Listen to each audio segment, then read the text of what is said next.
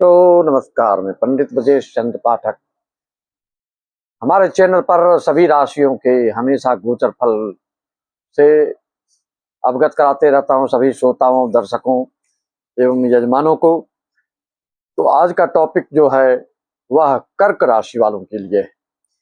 क्या स्थितियां निर्मित हो चुकी हैं आपके लिए, और आने वाले जो कुछ ही दिन बचे हैं, महीने, 1-1.5 महीने के बाद, 2 महीने के बाद आपकी जो नया साल आएगा उसमें क्या होने जा रहा है आपके साथ।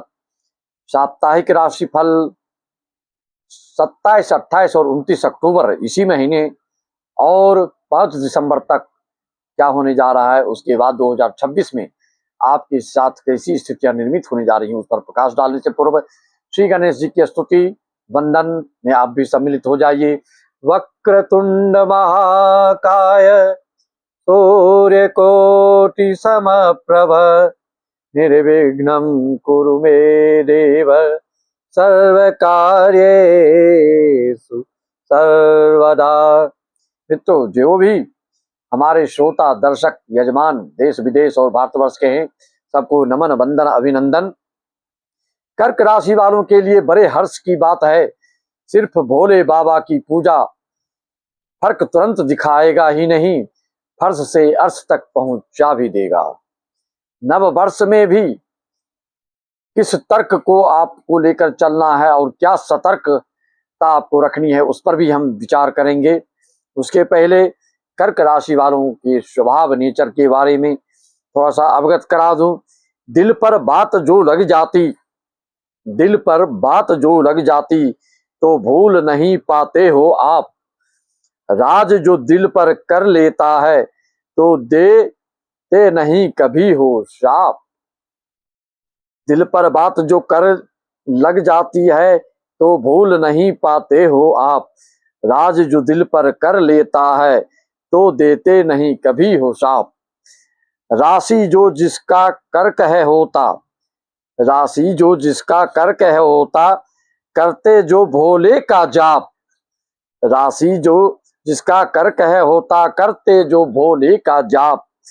जगह जगह पर चर्चा होती, छोड़ है देते सब पर छाप। आप अपनी अमिट छाप छोड़ देते हैं मित्रों। तो 27, 28 और 29 अक्टूबर के आपके साथ कोई विशेष कार्य डील होने वाला है, आपके हाथ लगने वाले हैं। अक्टूबर को बहुत बड़ा कार्य हाथ लगने जा रहा है, जो कर्क राशि वालों के लिए जितना धर्मयुक्त रहेंगे आप, उतना ही गर्वयुक्त फल मिलेगा आपको। ऐसी चर्चा होने वाली है जो मासिक लाभ ही नहीं, साप्ताहिक लाभ तो है ही है, मासिक लाभ ही नहीं, वार्षिक लाभ फल मात्र इस 2-3 दिन में कराने वाला होगा। ऐसा क्यों? गुरु कर्क में बैठकर 5 दिसंबर तक में आपको स्थायित्व वाले कार्य तो बनाएंगे ही, और 27, 28, 29 अक्टूबर को जो दैनिक राशिफल, साप्ताहिक राशिफल में चंद्र राशि को देखा जाता है, यह आपके षष्ठम और सप्तम भाव में रहते हुए आपको बहुत ही लाभान्वित कराने जा रहे हैं। और लग्नस्थ गुरु बैठकर आपको संतान संपत्ति, पूर्व जन्म के पुण्य प्रताप से, सत्संग और वार्तालाप से तो अच्छी तरह से आप कार्य को संपादित करने जा रहे हैं। दोस्त, पिता के सहयोग, सलाह, कृपा, मार्गदर्शन से दूरगामी, अतुलनीय और अद्भुत कार्य बनाने ही आप वाले हैं।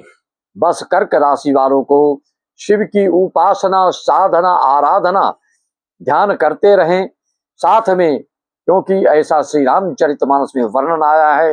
राम जी कहते हैं, जो शिव को छोड़कर हमको जपता है उसको हम कभी आशीर्वाद नहीं देते हैं।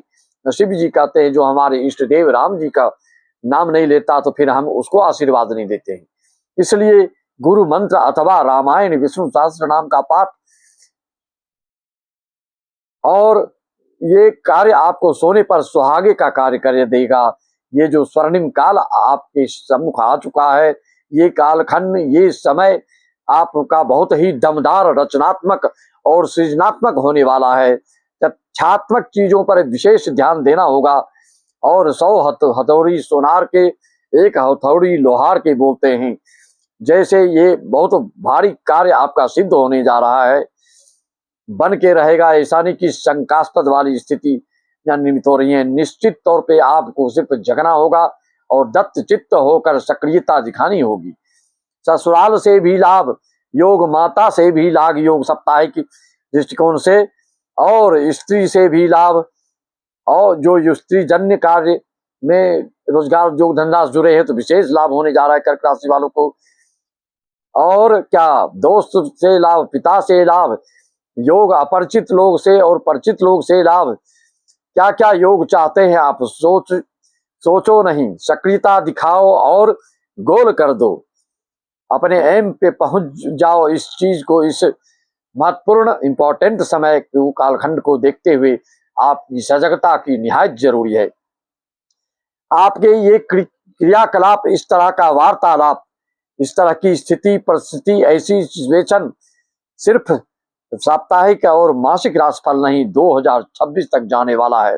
भाग्य भाव में शनि भ्रमणशीलता को बढ़ाने वाला और आपको आय के दृष्टिकोण से थोड़े व्यथित, बेचैन, व्याकुल, दुखित, थकित कर सकता है। इसके लिए क्या उपाय चाहिए? आप अपनी कुंडली का विश्लेषण करवाना चाहते हैं, हमसे संपर्क साध करके मार्गदर्शन ले सकते हैं, उसका परिहार जान सकते हैं, उसका उपाय जान सकते हैं, उसका निदान जान सकते हैं। उसके लिए क्या जप, क्या तप, क्या प्रवचन, कथा, अनुष्ठान कर सकते हैं, वह हम आपको बता सकते हैं। मात्र 500, 1000, 1000 की कोई जरूरत नहीं है। जो विदेश के हमारे श्रोतागण हैं, दर्शकगण हैं, उनके लिए मात्र 1100 रुपये है।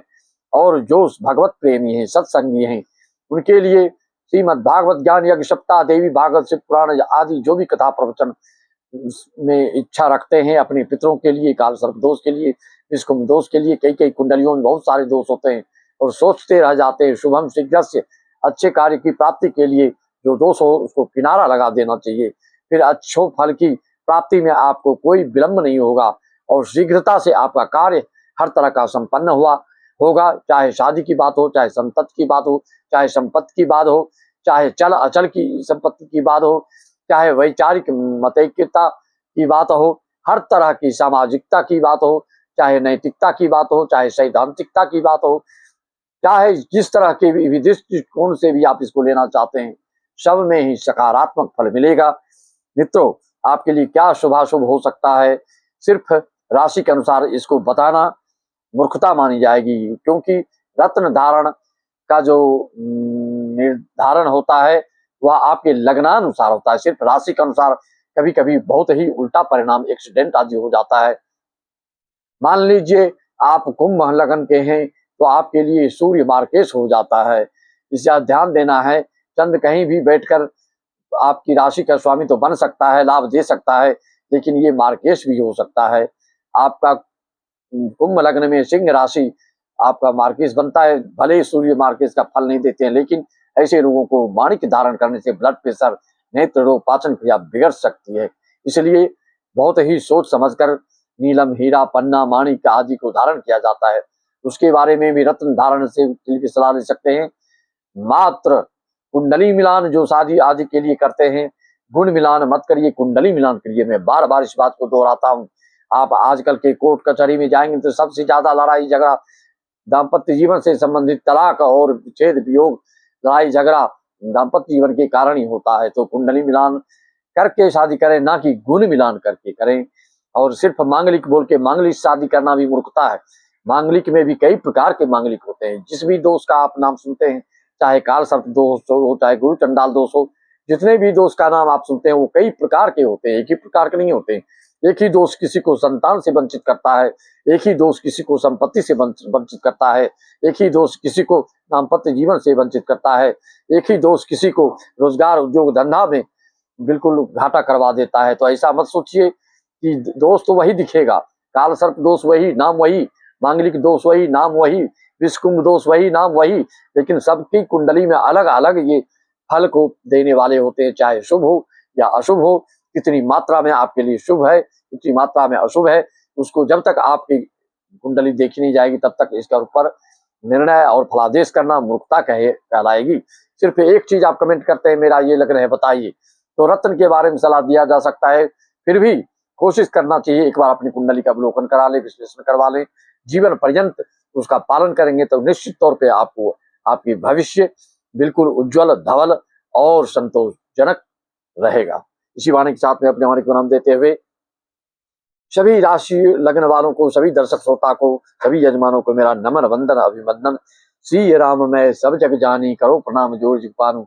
सबको राम राम, जय श्याम, ओम स्मः हरि ओम सत्य का, जय सच्चिदानंद। ओम हम हनुमते नमः। जय महाकाली, जय महाशक्ति, जय महालक्ष्मी।